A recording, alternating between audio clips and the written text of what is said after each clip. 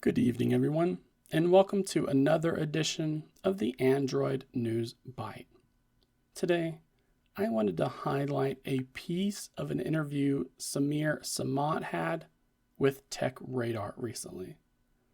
During the exchange, Samat literally comes out and says Google is, quote, combining ChromeOS and Android into a single platform, end quote. This is not something that we have heard from an official employee at Google before. It is something that had been speculated many times in the past, even as recently as November of last year, when it was reported that the company had entered into a multi-year plan to migrate ChromeOS over to Android.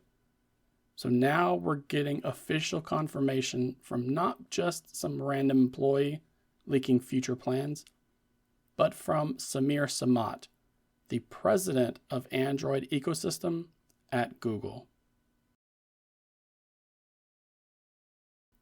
It seems clear that Google has been looking at iOS as an example, and they're watching how folks are interacting with the same piece of content on their phone, with their smartwatch, on their tablet, and on laptop devices.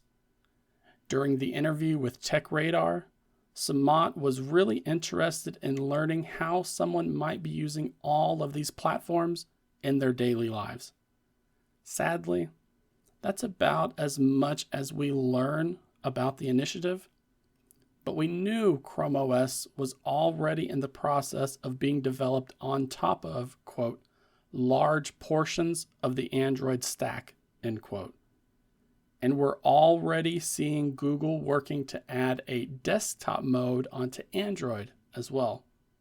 It seems as if there are many industries right now that are in some sort of consolidation phase.